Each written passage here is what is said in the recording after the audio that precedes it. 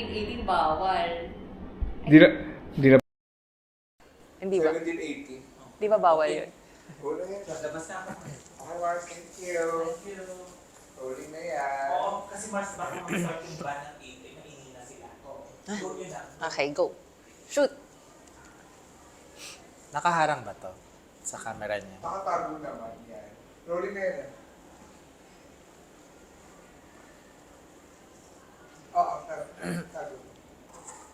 Usok mo. Take it out. Tsaka yung glass mo kayo ka. Rolling na rin to. 1, 2, 3, 4. Hey. Let's Ready? go.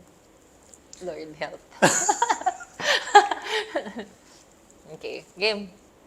Hello mga ka-Qrown and welcome back to our YouTube channel, the Qrown Philippines. This is Christian at tuloy-tuloy pa rin ang ating coverage for this pageant season. In fact, today we're sitting down with one more delegate for Miss Universe Philippines 2024. But before anything else, of course, we'd like to give a big shout out to our almost 500,000 followers on Facebook. We're on the road to 100,000 followers on Instagram. And we're on the road to 500,000 subscribers on YouTube. Kaya sa mga hindi pa po nakakapag-subscribe, just click on the subscribe button and hit that notification bell so you can be updated with our recent news, reviews, and pageant coverage. And you can be part of our growing Qrown Nation. And of course, for more updates, you can visit our official website. It's www.thecrown.com. At syempre, we have a very special episode today. This episode is brought to you by our sponsor, La Luna Cafe. That is LA_La Luna Cafe on Facebook and Instagram. At maraming salamat din sa Tasa Mobile Cafe. Again, this episode is brought to you by La Luna Cafe, LA_Luna Cafe on Facebook and Instagram. Okay na? And this is brought to you by La Luna Cafe, LA_Luna Cafe on Facebook and Instagram. And of course, Tasa Mobile Cafe, our sponsors here on the Qrown Philippines. And our official venue for today here in the Vault in BGC. Maraming salamat po. Ito na mga ka-Qrown, hindi ko na patatagalin pa. Miss Universe Philippines, Pasig City, Selena Antonio Reyes. Yes, hi. Hi. Hello, everyone. Welcome to the Qrown Philippines. Thank you for having me. Thank you, grabe. Super hectic na ang schedule nyo, Oo, ha? At hindi na super. nga kami makasingit. Pero Buti na lang, tingnan mo kami. yes. How's it going, Selena? Because the activities have been officially activated na, diba? Yep. It's actually very fun, exciting na we get to meet all the girls again and more often na it gives us more opportunity to bond with each other, to get to know each other rin. And of course, to work with the different sponsors already is another big thing for us delegates rin. Totoo yan. Alam mo, when you announced that you are signing up for Miss Universe Philippines, no? Maraming pageant fans ang nagsabi na, oh my gosh, indeed, ito na ang bardagulan talaga ng Miss Universe Philippines. But how would you describe yourself at the moment? Because you're known by many. You are a celebrity. Syempre naman yung status mo. But what can you tell us about yourself right now? Well, I'm a mom of two. I'm turning 38 already. So, and, well, as a family, ang hobby namin is to always work out. Parang pastime namin yon. So, it's nice din na nakikita ko na nagugustuhan din ng mga anak ko. So, my daughter's into obstacle course racing, my son is into boxing, my husband is a triathlete. So, nag-combine kaming apat, working out now is our therapy. So that's one of our bonding moments din na we always look forward to each day na magkakasama kami. What was your family's reaction? Curious lang ako when they knew that you were signed up for Miss Universe Philippines. Well, medyo nalungkot yung husband ko. Oh. Because, my husband actually is the promoter sa mga pageant scenes ko. Like for Binibini, husband ko yung nag-push sa akin na sumali. I'm a very introvert girl. So, joining pageants isn't in my alley. And then, husband ko rin nag-initiate sa akin na sumali ng Superbods. But this time, ako na yung may gusto talaga sumali for MUPH because I saw it as a big opportunity for me to help and inspire a lot of moms, a lot of women na of age na din. So, yung husband ko, kaya medyo siya yung nag-hesitate ngayon because we had a scheduled race. Oh. We got qualified for the London Marathon in May. Eh, yun yung Hala. finals. And actually, it fell on the preliminary namin. So, I had to defer my slot for the London Marathon. And I'm sure naman London Marathon can be done next year. Pero itutuloy pa rin ni hubby. Siya ang pupunta doon. Ako na lang maiiwan muna. I'll finish the MUPAS and London will always be there for next year. Okay. So, grabe naman yun, no? Talagang nagkataon. Pero, Yes. it's a once in a lifetime I experience. know, exactly. That's why I think, for me, I had to grab this opportunity na, syempre, it was the first year na tinanggal nila yung age limit. So, it's a good thing also for me na to be in the first edition of the tanggal ng age limit. Has it always been at the back of your mind to really join and compete in Miss Universe? Honestly, yes. Because when I joined back in 2010, I was already the oldest. Nasa cut-off na ako noon. I was 24 when I joined Binibini before. So, nung panahon na yon, it was a do or die for me. Dapat manalo or wala na. Kasi medyo matanda na ako noon. But when I joined Binibini, that was my first ever pageant. Right after the pageant, nag-propose si hubby. So my pageant journey was cut short noon. And nanghinayang ako because I enjoyed the whole journey of joining a pageant, what happens inside the pageant. So, na-miss ko rin yung experience na joining a pageant, what we do, what we can do, what we can offer as well. So, it was a good moment na nalaman ko na pwede na pala ulit sumali. Yeah. So, speaking of the pageants that you've joined, no, how do you compare or do you see difference in terms of the competition from before and then right now na here in Miss Universe Philippines? Basically, same lang. Mas intense lang ang mga fans. Pero, syempre because social media back then wasn't as intense compared to now. Now talaga, anything, every move, bantay kita. So, kung ma-post na siya on social media, you can't do anything anymore about it. So, it will stay in the internet na. So, you have to really be careful now. And, mas bardagulan nga ang mga fans. Totoo yan. Yeah. I'll step back for a bit, no? Yeah. Because we want to know your aspirations and goals in life prior to signing up for Miss Universe Philippines. Because you mentioned na your last competition was like years ago. Yeah. And then after a couple of years, there's an opportunity. What went through, what transpired during the years na you did not sign up for a beauty pageant? Okay, so from 2010, after the pageant, my husband proposed. I had 2 kids, a boy and a girl. And after that, we went through a difficult phase in our life because we went to a family health scare. My husband was diagnosed with cancer. Oh. So from that moment, it was hard because we had 2 small kids. So parang that moment, I didn't know how I was gonna go forward, how we were supposed to live as a family because I had to take care of my 2 small kids and then I had to take care of my husband pa. So medyo that time, medyo lutang or what people call nga lutang kasi nga I didn't know what to do eh. And as a new mom, parang a lot goes through your mind. Siyempre, you suffer from different mental depression, mga ganyan, because siyempre, being a mom is also something new. So, being a mom, new mom, having to face the fact that my husband had cancer, and yung turning point namin nun was we were able to focus on fitness. So parang fitness talaga and eating healthy. So we joined different races. My husband actually was a triathlete, so siya yung nag-initiate sa akin na to get into sports. But later on lang naman ako nag-start na magpapayat. I gained a lot of weight because of all that happened before. And before the pandemic, actually during the pandemic, that's the only time na nag-focus ako sa sarili ko. Because my kids were older already that time. 2019, I think, was the start of the pandemic. So that was the only time that I focused naman on myself. But prior to that, we have also a family business. That's our bread and butter. So it's a firearm business. And we also had, actually, medyo opposite at contradicting yung businesses namin. My husband owns a firearm industry. We're in a firearm industry, and I do have a preschool.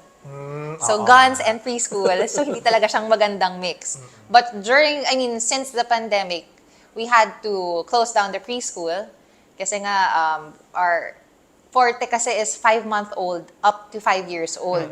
So yung mga ganong babies, hindi pa talaga pinapalabas ng government. Bawal pa nun. So we had to close down the school. But now naman, our firearm industry is doing very well. So kaya ako nakasali. But how's the family health-wise? Health-wise, we're all doing good. My husband is already cancer-free. Praise God. Thank God. And very much happy na pati yung kids ko. Siguro that was the best turning point na looking at cancer in another perspective na although my husband was diagnosed with cancer, it made our lives turn as well because kami naman, sobrang health conscious naman kami. And even kids ko, it's normal na for them to work out. Parang for them, it's not a chore. It's not something that they have to do. It's already innate na with them na, okay, let's go work out. Hindi na sila kailangan i-drag out of bed para lang mag-workout. Wow, such an encouraging story, di ba? So tayo ngayon ay kailangan maging health conscious na rin talaga. Why not? Now, Selena, with you joining, are there expectations from your family or community for you to live up to the standards of beauty pageants nowadays? For my family, expectation-wise, siguro, ayoko lang na mabigo yung family ko. Well, I think everybody else naman talaga. But for me, I just want to be able to represent women, women of age, and women of my status as well, na they can still move forward in life eh.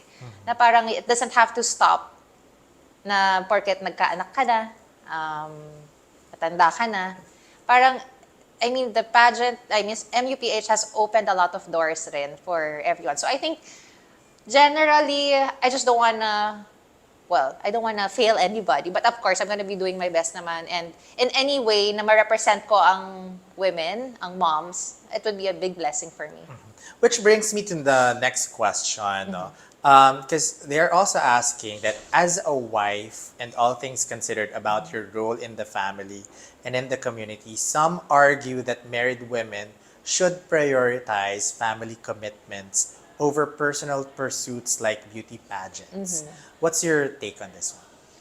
Alam mo, ang moms, or women in general, magaling mag-juggle ng a lot of stuff. I'm a mom of 2. I have a husband to attend to. I run a family business. I run family businesses. I'm an athlete. So yun pa lang, nadja-juggle ko na. What is one more job or what is one more role na idadagdag?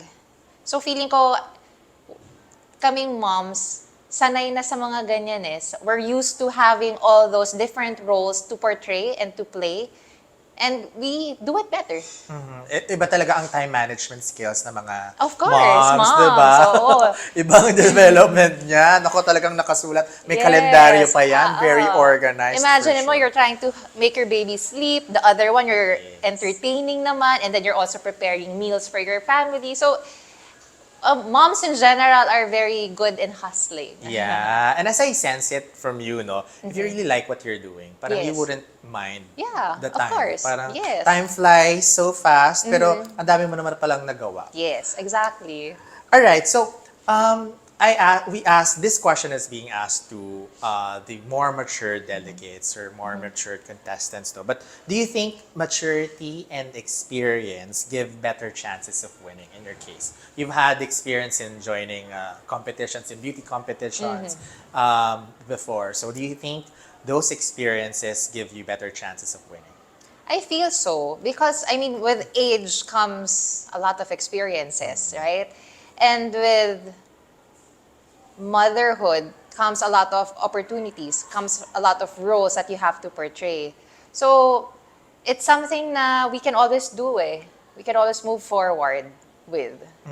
Such an empowering story, hearing you and sitting down here with us, no? Grabe. But before we continue, would like to thank the Miss Universe Philippines organization, Sir Voltaire Tayak, for allowing us to do the interview with the girls. And also would like to acknowledge the accredited partner for Pasig City, Curly and Sarah Discaya Discaya. of St. Gerard Construction. Maraming salamat po for allowing Selena to sit down with the Qrown Philippines. And of course, syempre maraming salamat sa ating official venue for today here at the Vault in BGC. At syempre, ang ating sponsor din na La Luna Cafe, that is LA_Luna Cafe on Facebook and Instagram. At syempre, Tasa Mobile Cafe for mobile coffee, milk tea, and pastries. Ayan po. Follow them on their Facebook and Instagram accounts. Ayan. Okay, so we continue on with questions from our Qrown community naman, Okay. Selena. So, this one is from your kababayan sa Pasig, Jacqueline Santos.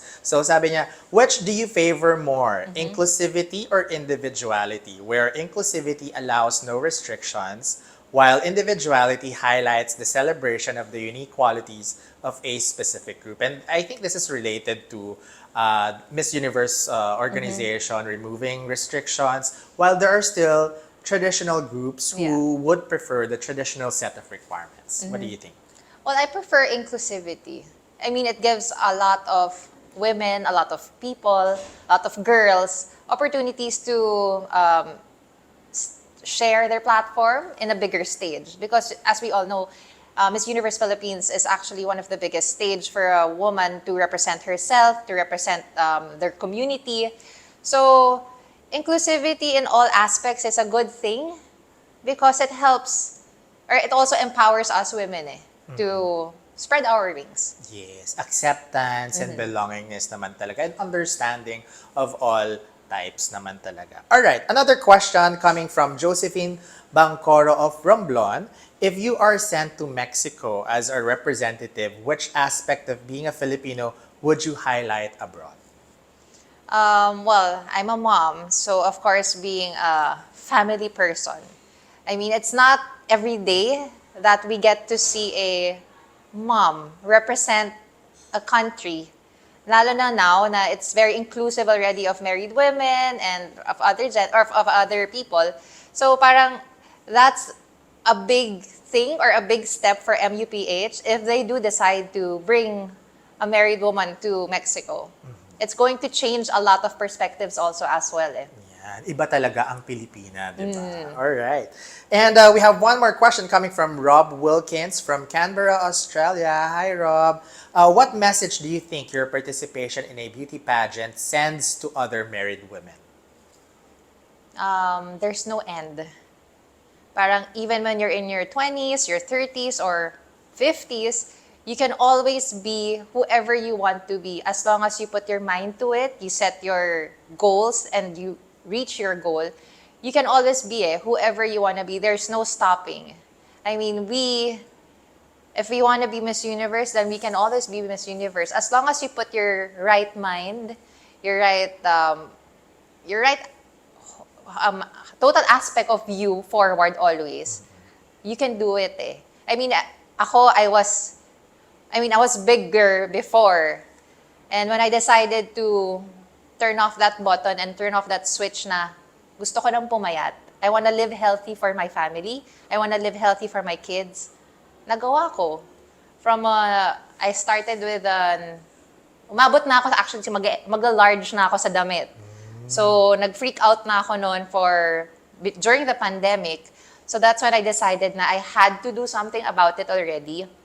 And that's when I'm focused on fitness. And now, nasobrahan naman ako sa addict na sa pag-exercise, which is, I think, a good addiction.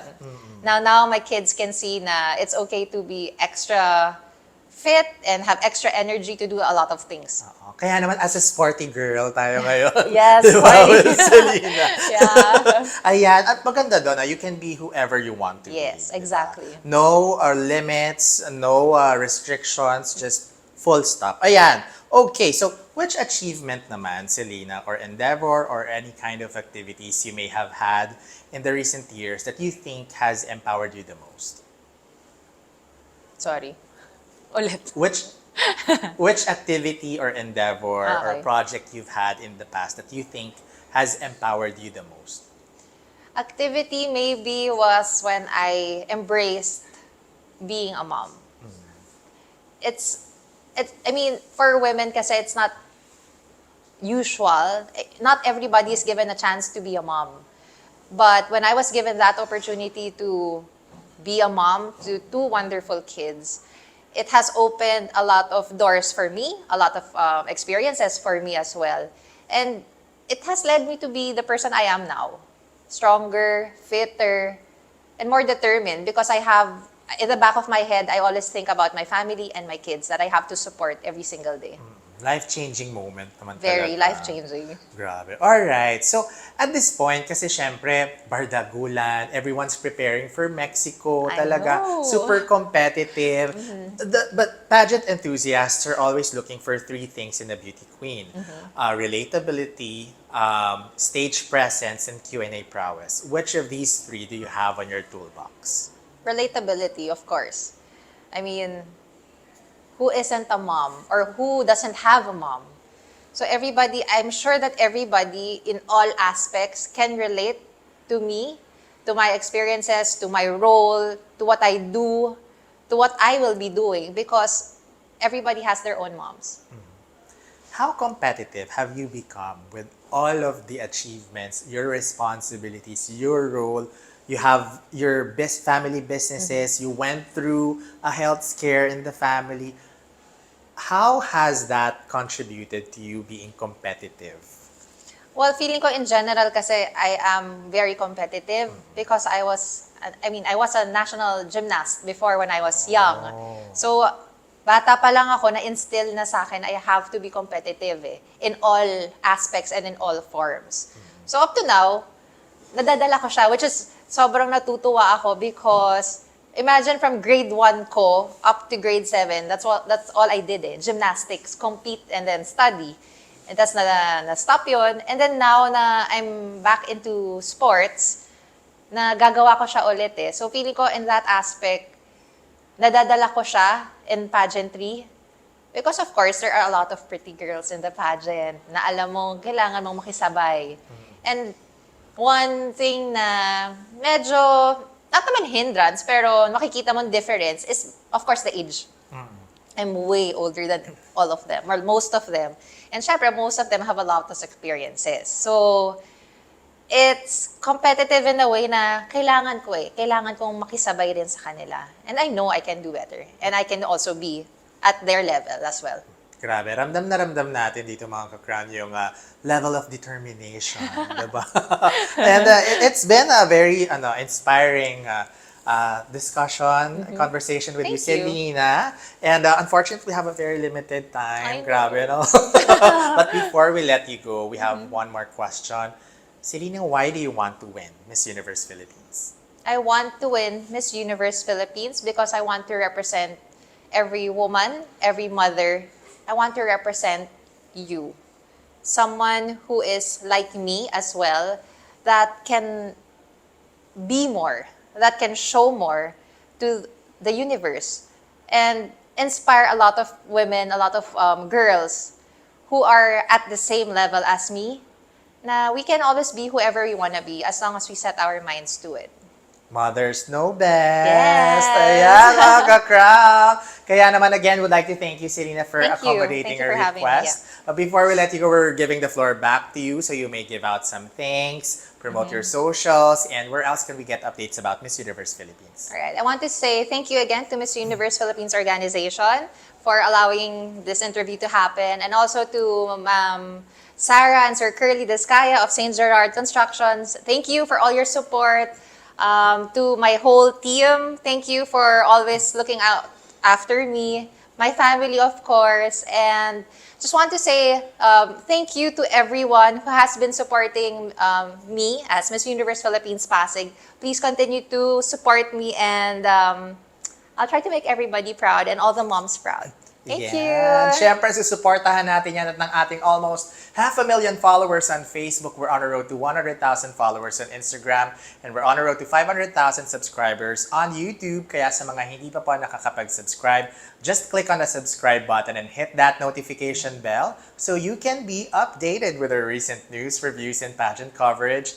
And you can be part of our growing Qrown Nation. And of course, for more updates, you can visit our official website. It's www.theqrown.com. Now, on behalf of our special guest for today, Miss Universe Philippines Pasig City, Selena Antonia Reyes, Thank our you. director Jonathan Santos, and the rest of the Qrown family.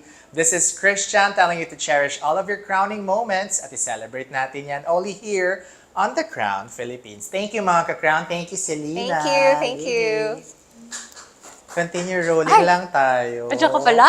Grabe, ngayon lang nalaman yung questions. Oo nga, na-tense naman diba? ako. Na-tense ba yun? Sinadya mo yun eh.